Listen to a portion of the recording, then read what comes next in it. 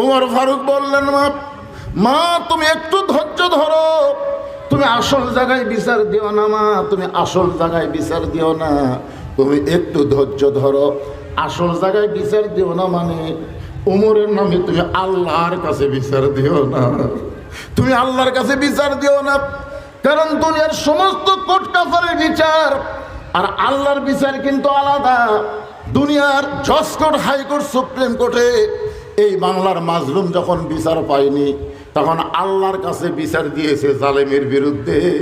আল্লাহ ধরে না এমন ধরে, ধরলে আর ছাড়ে না। ধরে কোন কথা ঠিক কিনা? আপনারা বলেন তো, সাইদে হুজুরের গায়ে মানে জানাজার নামাজ পড়া অবস্থায় এই বাংলাদেশ থেকে 200 জন ইসলামী আন্দোলনের কর্মীকে গ্রেফতার করেছে।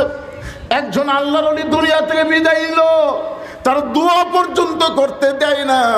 এই স্বৈরাচার জালিম ফ্যাসিস্টের বিরুদ্ধে আমরা বাংলাদেশের কোর্ট কাছারিতে কোনো বিচার পাইনি, আমরা আসল জায়গায় বিচার দিয়েছিলাম। ধরিগণ ঠিক কিনা? কত তাহাজ্জুদের পানি, কত নামাজি চোখের পানি। আল্লাহ বলে, বান্দারে আর কান্দিস না, আমি এমন ধরা ধরবো। আল্লাহ ধরে না, ধরলে কিন্তু আর ছাড়ে না। ওমর বলে, মা তুমি আসল জায়গায় বিচার দিও না মা, তুমি একটু ধৈর্য ধরো। এক দৌড়ে বাইতুল মালের দরজায়, আসলাম রে কোথায় তুই? এক কাটার বস্তা আমার মাথায় উঠে দে। আসলাম বল, আমিরুল মুমিনিন কোথায় বস্তা নিয়ে যাওয়া লাগবে আমারে বলেন, আমি মাথায় করে গন্তব্যে পৌঁছায় দেব।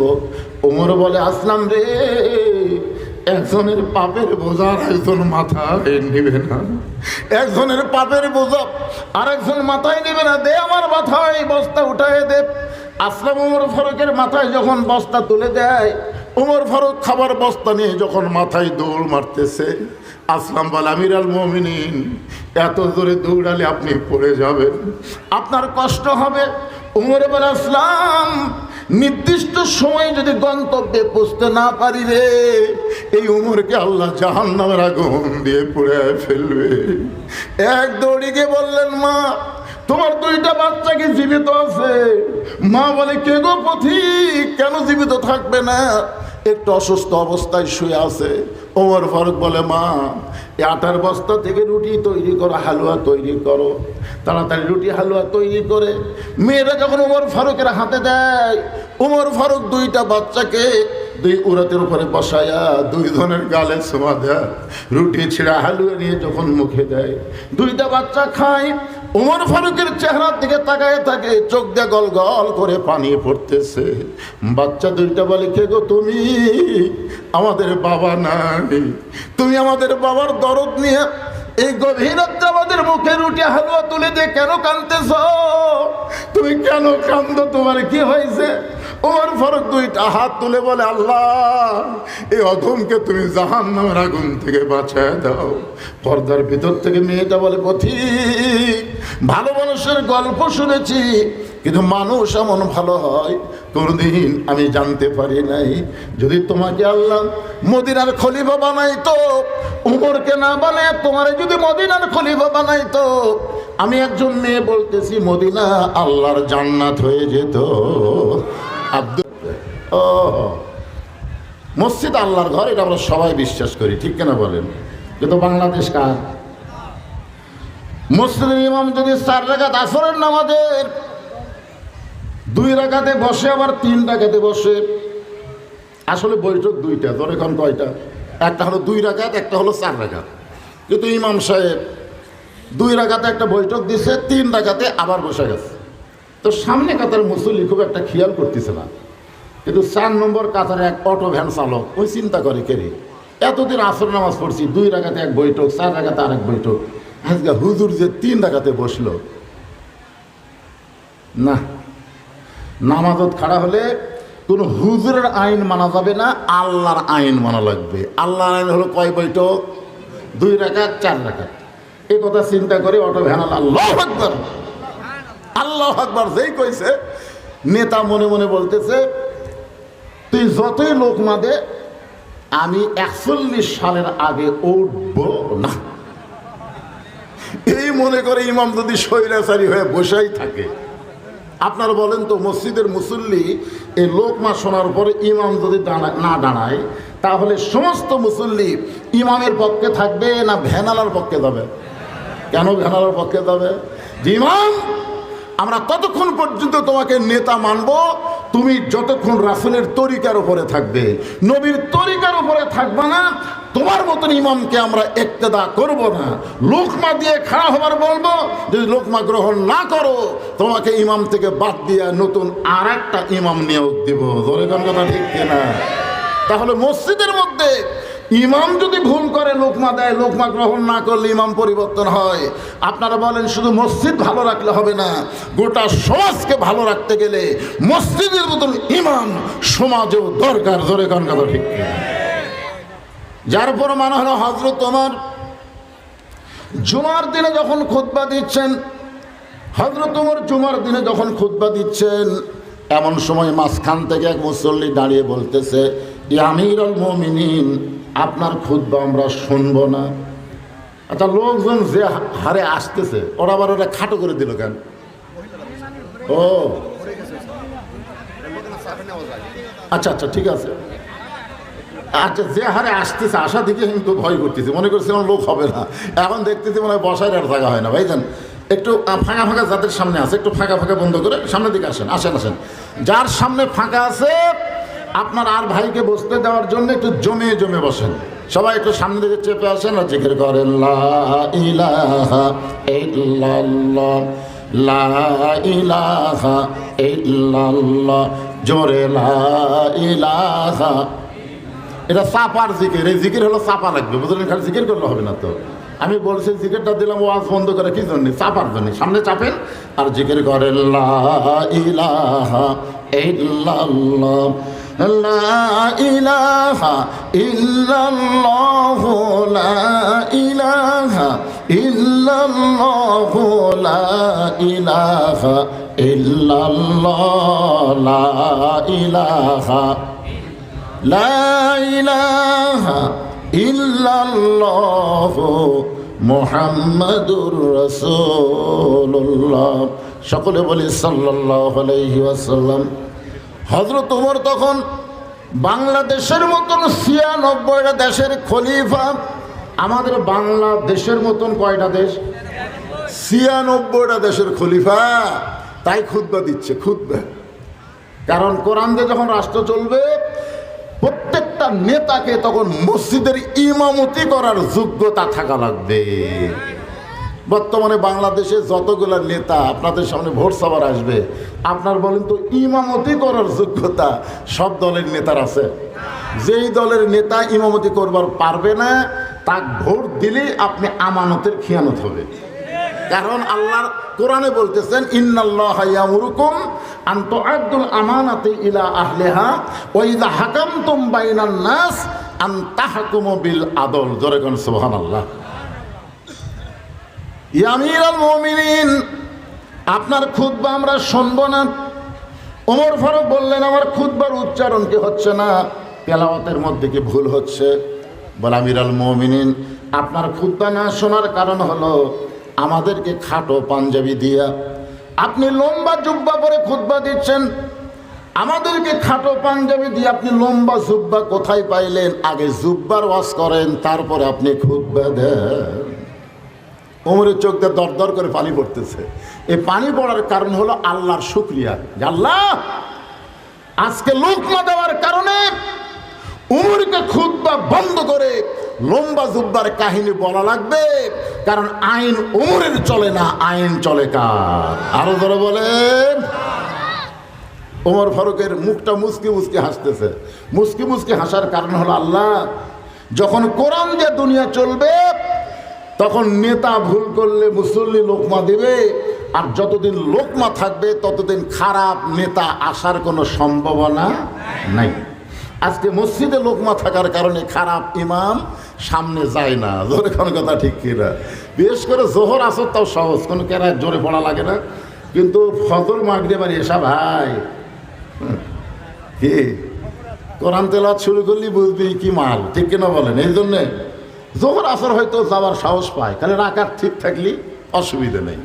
কিন্তু মাগরিব এসা ফজর একটু মনোযোগ দিয়ে শুনবেন। উমরের চোখ দিয়ে যখন দর দর করে পানি পড়তেছে, এমন সময় 30 পারা কোরআনের হাফেজ, 6 লক্ষ হাদিসের হাফেজ, নাম হলো আব্দুল্লাহ ইবনে ওমর। ওমর ফারুকের ছেলে হচ্ছে 30 পারা কোরআনের হাফেজ। কি মনে করতেছেন? আর 6 লক্ষ হাদিসের হাফেজ আব্দুল্লাহ ইবনে ওমর। নেতার ছেলের শিক্ষাগত যোগ্যতা দেখছেন? আর আমাদের প্রধানমন্ত্রীর একটা বেটা আসলো আগে, ওই কয় 5,500। আমি কইলাম কে রে? অক বলে মাসে আবার 2 কোটি টাকা বেতন দেওয়া লাগে, তথ্য উপদেষ্টা ছিল, তাই 1,500 কর পারে না, 1500 কর পারে না, কয় 5,500। আপনারা দেখছেন গত সংসদে যেগুলো এমপি গেছিল ঠিক মতো এরকম বাংলা দেখাও পড়বার পারে না। ধরে ঠিক কিনা মনে হয় যে ক্লাস 3-র ছাত্র পড়তেছে। মাননীয় স্পিকার, এই শালীরা হচ্ছে এমপি। ধরে কোন কথা ঠিক কিনা? আর হয়েছে মমতাজের মতন গায়িকা, ফেরদৌসের মতন নায়ক, আর ওই যে ছক্কা মারে মাশরাফি, এরা হচ্ছে এমপি। কি যে একটা অবস্থা হয়েছিল বাংলাদেশে! আল্লাহ এই গজব থেকে আল্লাহ আমাদের বাংলাদেশকে হেফাজত করছে। ধরে কোন কথা ঠিক কিনা? অর্ধ পৃথিবীর খলিফা হযরত ওমরের ছেলে আব্দুল্লাহ 30 পারা কোরআনের হাফেজ, 6 লক্ষ হাদিসের হাফেজ। সমস্ত সাহাবীর দিকে তাকায় বলেন, সাহাবীরা, আমার বাবার জুব্বা লম্বা হওয়ার কারণে বাবার খুতবা তোমরা বন্ধ করে দিয়েছো। তোমরা খাটো পাঞ্জাবি হলেও তো আজকে নতুন কাপড় পরে নামাজ পড়তে আইছো, কিন্তু আমার দিকে তাকায় দেখো, আমার পর নতুন কোনো কাপড় নাই।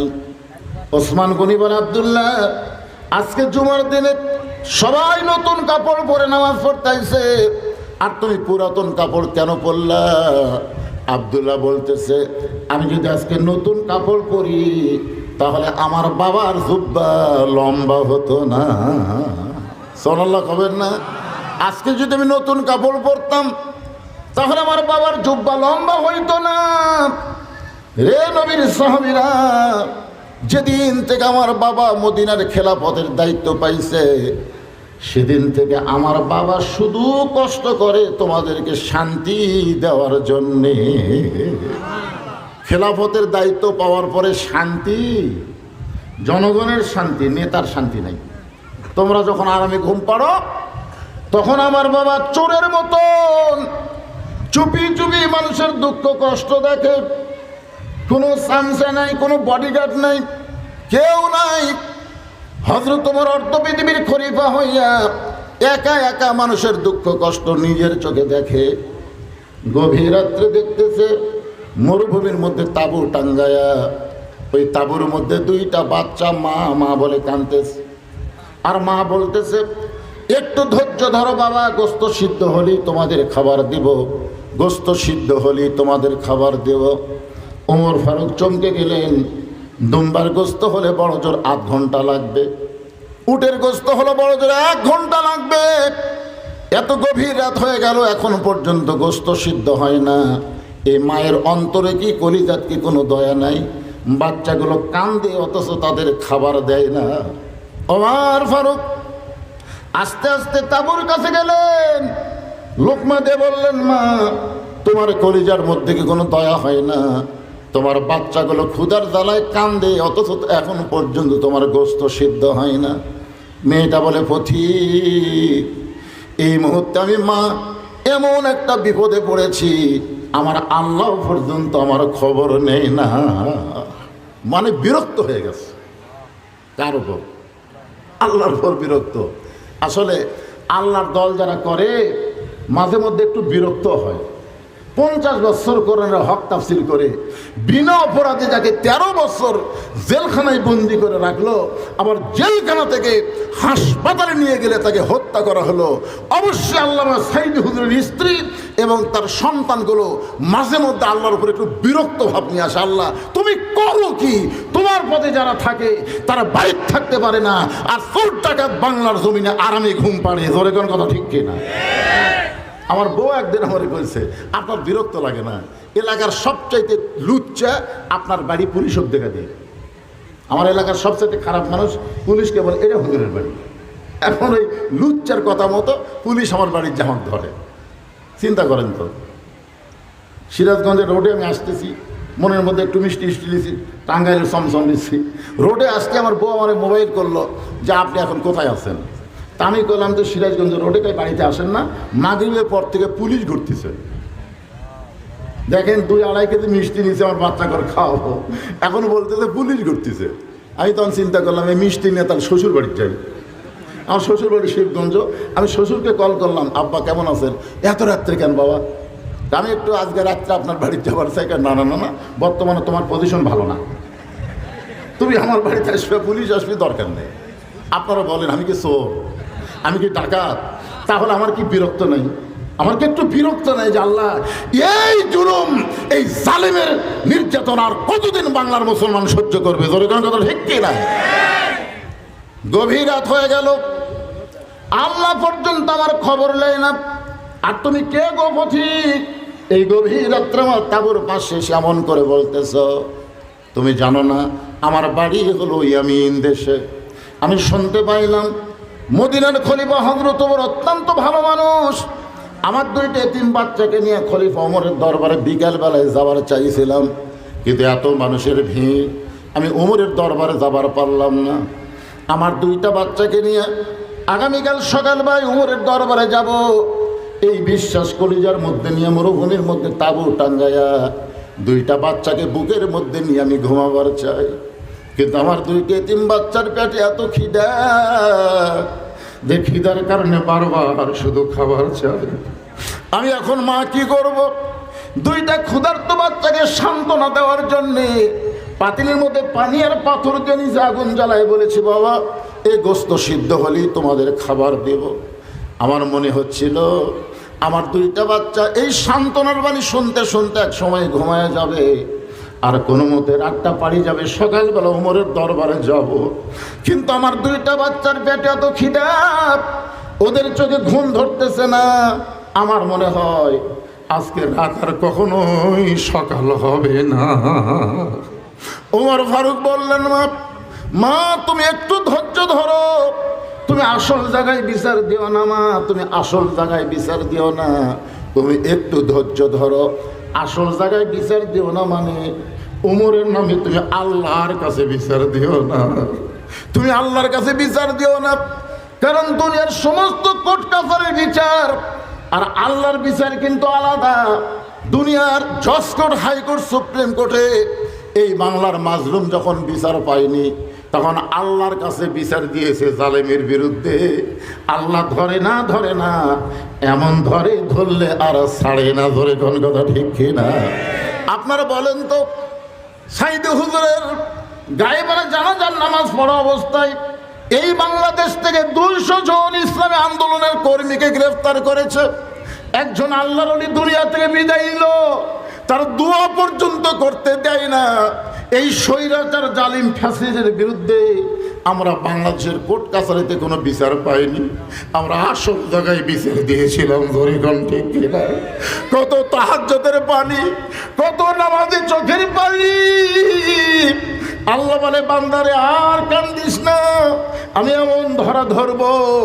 আল্লাহ ধরে না ধরে না, ধরলে কিন্তু আর ছাড়ে না। ওমর বলে, মা তুমি আসল জায়গায় বিচার দিও না মা, তুমি একটু ধৈর্য ধরো। এক দৌড়ে বাইতুল মালের দরজায়, আসলাম আসলাম রে কোথায় তুই? এক টাটার বস্তা আমার মাথায় উঠে দে। আসলাম বল, আমিরুল মুমিনিন কোথায় বস্তা নিয়ে যাওয়া লাগবে আমারে বলেন, আমি মাথায় করে গন্তব্যে পৌঁছায় দেব। ওমর বলে, আসলাম রে একজনের পাপের বোঝা একজন মাথায় নেবে না, একজনের পাপের বোঝা আর একজন মাথায় নেবে না, দে আমার মাথায় বস্তা উঠায় দে। আসলাম ওমর ফারুকের মাথায় যখন বস্তা তুলে দেয়, ওমর ফারুক খাবার বস্তা নিয়ে যখন মাথায় দৌড় মারতেছে, আসলাম বলে, আমিরুল মুমিনিন এত জোরে দৌড়ালে আপনি পড়ে যাবেন, আপনার কষ্ট হবে। ওমর বলে, আসলাম নির্দিষ্ট সময়ে যদি গন্তব্যে পৌঁছতে না পারি রে, এই উমরকে আল্লাহ জাহান্নামের আগুন দিয়ে পুড়ে ফেলবে। এক দৌড়ে গিয়ে বললেন, মা তোমার 2টা বাচ্চা কি জীবিত আছে? মা বলে, কে গো পথিক, কেন জীবিত থাকবে না? একটু অসুস্থ অবস্থায় শুয়ে আছে। ওমর ফারুক বলে, মা এই আটার বস্তা থেকে রুটি তৈরি করো, হালুয়া তৈরি করো। তাড়াতাড়ি রুটি হালুয়া তৈরি করে মেয়েরা যখন ওমর ফারুকের হাতে দেয়, ওমর ফারুক দুইটা বাচ্চাকে দুই উরাতের উপরে বসায়া দুই ধনের গালে ছোঁয়া দেয়, রুটি ছিঁড়া হালুয়া নিয়ে যখন মুখে দেয়, দুইটা বাচ্চা খায়। ওমর ফারুকের চেহারার দিকে তাকায় থাকে, চোখ দিয়ে গল গল করে পানি পড়তেছে। বাচ্চা দুইটা বলে, কে গো তুমি? আমাদের বাবা নাই, তুমি আমাদের বাবার দরদ নিয়ে এই গভীর রাত্রে আমাদের মুখে রুটি হালুয়া তুলে দিয়ে কেন কাঁদতেছ? তুমি কেন কান্দো? তোমার কি হয়েছে? ওমর ফারুক দুইটা হাত তুলে বলে, আল্লাহ এই অধমকে তুমি জাহান্নামের আগুন থেকে বাঁচায় দাও।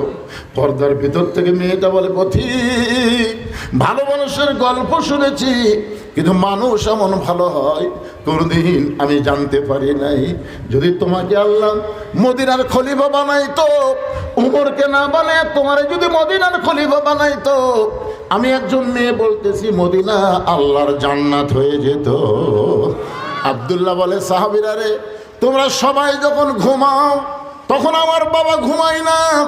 গভীর রাতে আমার বাবা আমার দরজায় গিয়ে ডাকতেছে, আব্দুল্লাহ। আব্দুল্লাহ বলে, আমি দরজা খুলে তাকায় দেখি বাবার হাতে একটা পাঞ্জাবি। আমি খুশি হয়ে বললাম, বাবা বাইতুল মাল থেকে আমার একটা পাঞ্জাবি দিছে বাবা। আর একটা পাঞ্জাবি দিয়ে বেড়াইছেন। ওমর ফারুক বলে, আব্দুল্লাহ তুই কি আল্লাহর কোরআন পড়িস নাই? ইন্নাল্লাহা ইয়ামুরুকুম আন তুআদ্দুল আমানাতি ইলা আহলিহা ওয়া ইযা হাকামতুম বাইনান নাস আন তাহকুমু বিল আদল। জোরে বলেন সুবহানাল্লাহ। একটা পাঞ্জাবি পাইছিস, আর একটা দিবার আইছি, এইটা কেমনে মনে করলি? এই পাঞ্জাবিটা আমার ভাগে পড়েছে বাজান, এত ছোট পাঞ্জাবি গায়ে দিয়া আমি আগামীকাল জুম্মায় খুতবা কেমনে দিব? তোর পাঞ্জাবি তুই একটু আমাকে দান করে দে। আব্দুল্লাহ বলে, আমার অংশ যখন বাবাকে দান করে দিলাম, আমি বাবার পিছনে চুপি চুপি গিয়ে দেখি বাবা ঘরের মধ্যে বসে তার পাঞ্জাবি আমার পাঞ্জাবি একত্র করে বাবা লম্বা জুব্বা বানায় এখন খুতবা দেয়। এখন বলো বাবার খুতবা শোনা যায় কিনা যায়? সমস্ত সাহাবীরা চিল্লাই বলে, আল্লাহর কোরআন দিয়ে যখন রাষ্ট্র চলবে, মুসলমানেরা তখন এমন ভালো মানুষকে নেতা হিসাবে দেখতে পাবে। নেতা যদি ভালো চায়, আল্লাহর কোরআনের বিকল্প কোনো রাস্তা নাই। আবার আমরা কর্মী যদি ভালো হবার চাই, আল্লাহর কোরআনের বিকল্প কোনো রাস্তা নাই। আছে? রাস্তা আছে। ওমর ফারুক আল্লাহর একজন কর্মীকে দেখার জন্যে, এই কোরআন যখন বাংলাদেশে চালু হবে, বাংলার মুসলমানদের ঈমান কেমন হবে, চরিত্র কেমন হবে, আমরা এখনো তো দেখবার পাইনি। দেখবার পাইছি আমাদের যুবকগুলো ঘরের মধ্যে গিয়ে জানলা দরজা লাগায়া রাত 12টার পরে মোবাইল সামনে নিয়ে চিন্তা করে, সবাই ঘুমায় গেছে, দরজা বন্ধ, জানলা বন্ধ। এখন অশ্লীল ভিডিও যদি আমি দেখি, কে দেখবে? কে দেখবে? দেখার তো কেউ নাই। আল্লাহর কোরআন যখন চালু হবে, তখন কিন্তু তার ঈমান বলবে, কেউ না দেখলেও আল্লাহ দেখতেছে, কেউ না লিখলেও দুই কান্দের ফেরেশতা লিখতেছে। ধরে কোন কথা ঠিক কিনা? এটা মানুষের তৈরি আইন দিয়ে সম্ভব না, এটা কেবলমাত্র আল্লাহর কোরআনেই সম্ভব। কোরআন যখন বাংলাদেশে চালু হবে, একটা কর্মীর চরিত্র, একটা কর্মীর ঈমান কেমন হবে, এইটা লিয়াবলুয়াকুম আইয়ুকুম আহসানু আমালা দিয়া আমি একটু আপনাদের শোনাবার চাই। যদি সময় লাগে, এখন বাজতেছে 4টা। কটা বাজে? 4টা বাজে। যদি 4:30 পর্যন্ত যায়, আপনাদের আপত্তি আছে? তবে আমাকে বলছে, হুজুর আপনি ওয়াজের শুরুতেই এই যে মাহফিলের জন্য একটা খরচ হয়েছে, খরচের জন্য একটু বলবেন ওয়াজের শুরুতেই। আমি চিন্তা করলাম ওয়াজের শুরুতে কেমনি বলবো, তখন তো এত লোক ছিল না। এখন মোটামুটি মাশাআল্লাহ অনেক লোক। 5টা মিনিট আপনাদের কাছে একটু চাদর যাবে, রুমাল যাবে, আল্লাহর হস্তে। 5টা পর্যন্ত? আচ্ছা, আলহামদুলিল্লাহ, তাহলে আরও সময় পারলো, অসুবিধা নেই। হ্যাঁ, আপনাদের কাছে একটু 5 মিনিটের জন্য একজন